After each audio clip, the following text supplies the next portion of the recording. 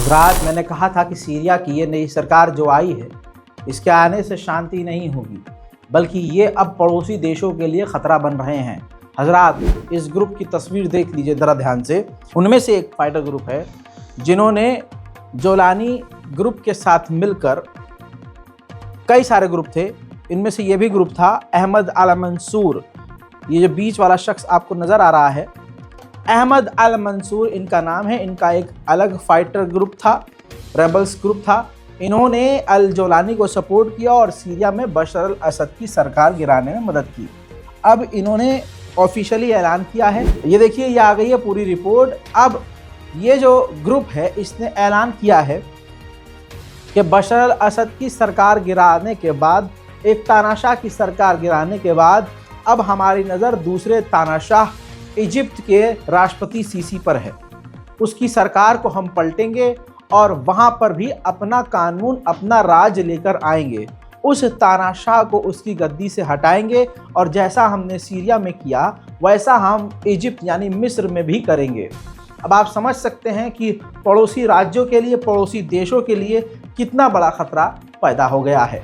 अब ये अपने में अलग बात है कि इसको तुर्की कह रहा है ये करने को या इजराइल, ये सोचने वाली बात है। वहीं सऊदी अरब के अंदर मीटिंग हुई है जिसमें अमेरिका, सऊदी अरब और अरब के कई देश और ख़ुद सीरिया के नए विदेश मंत्री भी मौजूद थे। सऊदी अरब ने तमाम देशों से, साथ अमेरिका से भी मांग की है कि सीरिया के ऊपर जो कड़े प्रतिबंध हमने लगाए हैं सबने मिलकर, वो बैन, वो पाबंदी हटा दी जाए ताकि सीरिया हमारे साथ कंधे से कंधा मिलाकर तरक्की कर सके। सीरिया के जो विदेश मंत्री, जो नई सरकार के विदेश मंत्री हैं, उनकी चंद तस्वीरें हैं। जैसे ये तस्वीर देखिए, सऊदी अरब के विदेश मंत्री से भी उन्होंने मुलाकात करी। अगली तस्वीर में आप देखिए, बरतानिया के भी विदेश मंत्री से सीरिया के नए विदेश मंत्री ने मुलाकात की। तुर्की के विदेश मंत्री से भी सीरिया के नए विदेश मंत्री ने मुलाकात की। जितने भी वहाँ देश आए हुए थे, सभी देशों के विदेश मंत्रियों से, डेलीगेशन से सीरिया की नई सरकार के विदेश मंत्री ने मुलाकात की है। साफ और सीधा मैटर यह है कि अब सीरिया को सभी सपोर्ट कर रहे हैं, बस अब देखना यह है कि सीरिया के अंदर शांति आती है कि नहीं। हजरात, इस मीटिंग में जर्मनी की विदेश मंत्री भी मौजूद थी और ये पहली बार देखा गया कि सीरिया की जो ये नई सरकार है, जो कि महिलाओं से हाथ तक नहीं मिलाती है, सीरिया के इस विदेश मंत्री का, नई सरकार के विदेश मंत्री का थोड़ा सा ईमान डोला और उन्होंने हाथ मिलाकर थोड़ा दबा भी दिया होगा।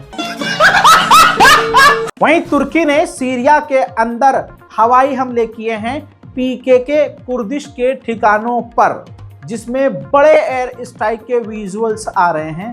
देखिए, Türkiye ve balafren Bemirov der dora bendava tishrin bombaran dike. Taybati cihe ku karwani gelle ya, cihe ku gel nobet ele digra. Dagir kariya Türkiye ve balafren Bemirov der dora bendave bombaran dike bawaya ki gele ki dijwar. Tava kelyan bombaran devam dike. Abdi mene rast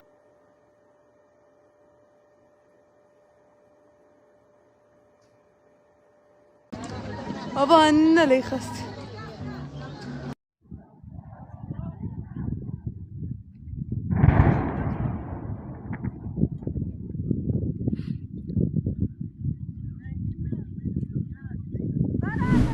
इसी के साथ यहाँ पर तुर्की ठंडा नहीं हो रहा है, बल्कि तुर्की को इंतज़ार है डोनाल्ड ट्रंप का कि जब डोनाल्ड ट्रंप आएंगे, कुर्सी संभालेंगे, तो वो हमें परमिशन देंगे कि हम सीरिया और इराक, तवज्जो चाहिए, सीरिया और इराक दोनों में बड़े मिलिट्री ऑपरेशन करेंगे। हजरात मोहतरम, ईरान भी बड़ा खेल खेल रहा है। ईरान की तरफ से ये कदम ईरान की गलती है या ईरान की कोई चाल, वो तो ईरान जाने या परवरदिगार। लेकिन एक बड़ा अपडेट मिल रहा है कि इजराइल और तुर्की की मीडिया ने बताया है कि इंटेलिजेंस ने हमें जानकारी दी कि ईरान 1,500 सुसाइड ड्रोन पीकेके, जो सीरिया के अंदर कुर्द हैं, उनको देने वाला है। तुर्की पूरी कोशिश कर रहा है जैसे तैसे ईरान को मनाकर, समझाकर, मैसेज देकर, जैसे तैसे कि ईरान ये खतरनाक ड्रोन पीकेके को न दे। हजरात, कुर्दिश जो सैनिक हैं वो सीरिया के सैनिकों पर भारी पड़ रहे हैं और तुर्की के सैनिकों का पिछवाड़ा लाल कर रहे हैं। जी हाँ, ये हकीकत है, इसमें ऑफेंड मत हो जाइएगा। अब मैं आपको सबूत दिखाऊंगा कि सीरिया के फौजी, ये जो जोलानी सरकार के जो फौजी हैं, ये कई इलाकों से भाग खड़े हुए हैं, जिन इलाकों पर अब कुर्द ने कब्जा कर लिया है। ये कुर्दिश लोग हैं, देखिए।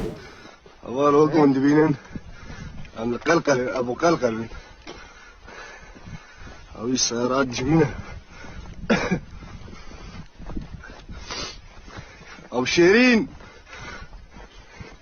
الله يحيهم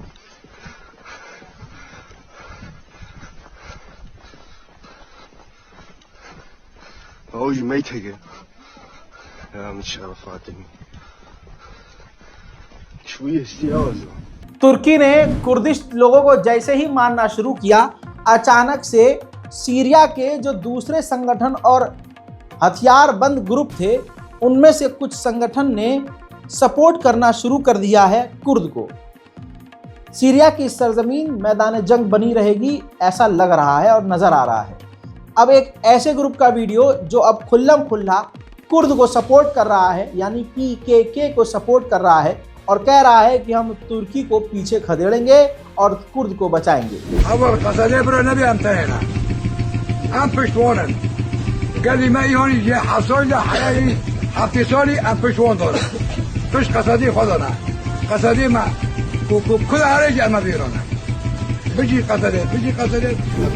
वहीं यूरोपीय यूनियन 27 जनवरी को एक बड़ी मीटिंग करने वाला है। इस मीटिंग में ही सीरिया के ऊपर जो कड़े प्रतिबंध यूरोप के द्वारा लगाए गए हैं, वो हटाने की बात की जाएगी। उधर आपने देखा कि किस तरह से धुआं धुआं अमेरिका हो गया।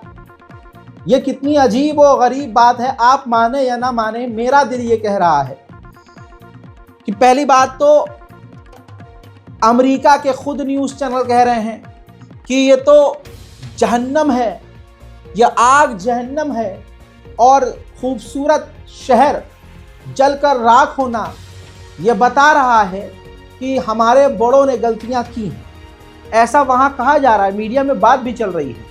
लेकिन आपको बता दूं कि दूसरी तरफ जहां अमेरिका के शहर धुआं धुआं हुए, वहीं जो बाइडेन सरकार है, जो फिलहाल अभी राष्ट्रपति हैं, उनके भी पसीने छूटे। अब जैसे ही अमेरिका में आग लगी, नेतन्याहू तैयार हुआ डील के लिए। और उसके बाद बड़ी जानकारी अब दे रहा हूं कि जब लॉस एंजलिस कैलिफोर्निया जलकर राख हो गया, तो नेतन्याहू सीज फायर के लिए तैयार हो गया, खुल्लम खुल्ला तैयार हो चुका है और कह दिया है, इस बात के लिए भी नेतन्याहू राजी हो गया है कि गाजा के अंदर से हम तमाम फौजी निकाल लेंगे। अल्लाह अकबर। गाजा के अंदर से तमाम इजराइल के सैनिक हम वापस बुला लेंगे। नेतन्याहू तैयार हो गया है। साथ ही बाइडेन ने खुद नेतन्याहू से फोन पर बात की है और हॉस्टेज की अदला बदली की बात करी है और बाइडेन ने प्रेशर डाला है नेतन्याहू पर कि अब तो कर ही लो। अब नेतन्याहू भी प्रेशर में आ ही गया है, लेकिन बेंजीवीर और इजराइल का फाइनेंस मिनिस्टर ऐसे कट्टरवादी नेता जो डील के खिलाफ हैं, जो बहुत उथल पुथल कर रहे थे, नेतन्याहू ने उनको स्पेशली अपने यहाँ बुलाया, अपने दफ्तर में बुलाया और उनसे मीटिंग की और उनको भी मनाने और समझाने की कोशिश की है। अब नेतन्याहू डील करे या ना करे वो बात की बात है, लेकिन नेतन्याहू के ऊपर जो बड़ा प्रेशर है वो यहूदियों का भी है।